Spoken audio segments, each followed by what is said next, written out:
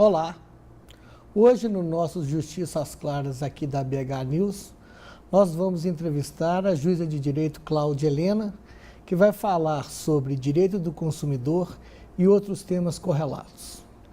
Doutora Cláudia, obrigado por estar aqui com a gente, é um prazer.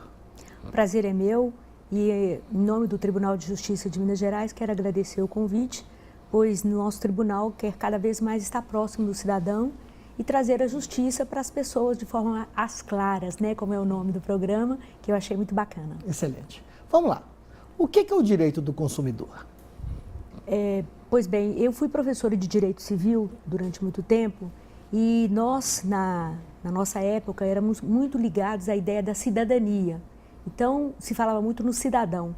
Só que nesse século, passamos a ter uma nova denominação para as relações de consumo entre fornecedores e consumidores, de tal maneira que o conceito de consumidor passou a ser dominante no final do século XX, XXI e no início do XXI.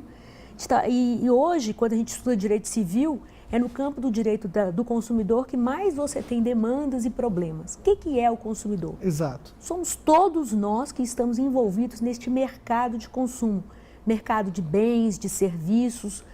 Durante todo o dia, 24 horas por dia, você está consumindo produtos e serviços que são colocados no mercado. Como nós vivemos numa sociedade super industrializada, super produtiva dos mais variados tipos de produtos, todos nós somos consumidores.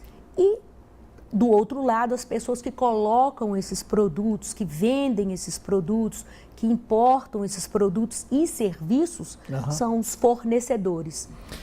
O Tribunal de Justiça, então, criou há alguns anos, já tem, a senhora pode falar até melhor quantos anos já tem, um juizado próprio para atender esse tipo de demanda, que deve ser, com certeza, o maior do judiciário.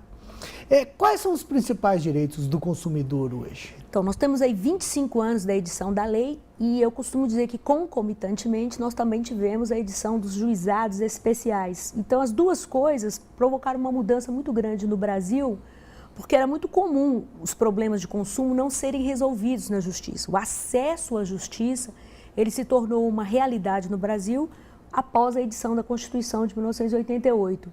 E esse acesso, que nos juizados você não precisa necessariamente ter o advogado, a própria pessoa pode ir e não tem custas, ele propiciou que os consumidores buscassem mais os seus direitos, uma vez que, de uma certa forma, todo mundo tem noção dos problemas que atingem o consumo. Você tem um serviço de luz que foi cortado, você tem um problema de telefone que não funciona, internet que não responde, companhia aérea que não entrega suas malas, uma roupa que você olha e tem um defeito. Enfim, todas essas demandas começaram a buscar os seus direitos quando não conseguiam resolver fora da justiça. A gente sabe, tem um teto, né, para a gente demandar lá dentro.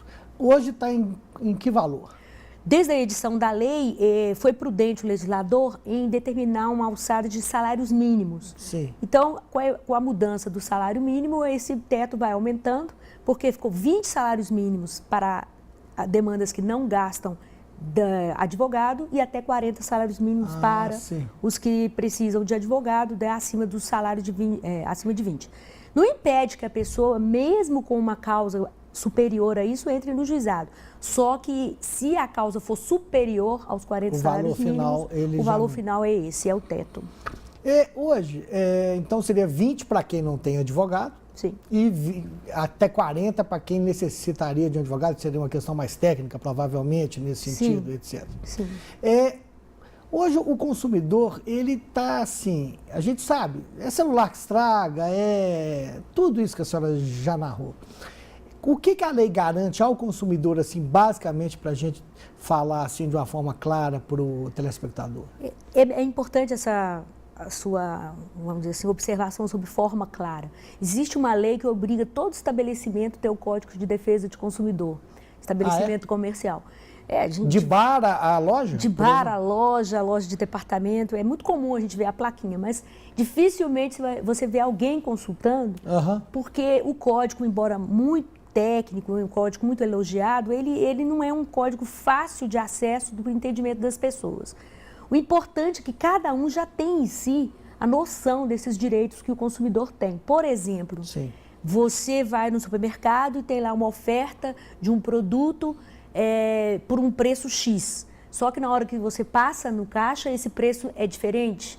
O consumidor hoje já sabe que ele tem direito àquele preço que foi ofertado. Ele vai lá e exige.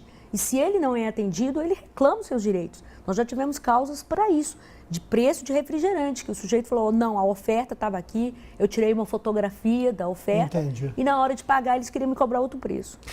Equipamento que você compra? A mesma coisa, a pessoa compra um equipamento e você tem dois tipos de defeito ou vício no código defendido.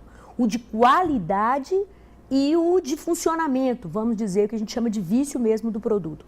Eu posso comprar um produto que ele me diz lá que ele tem 50 megapixels, por exemplo.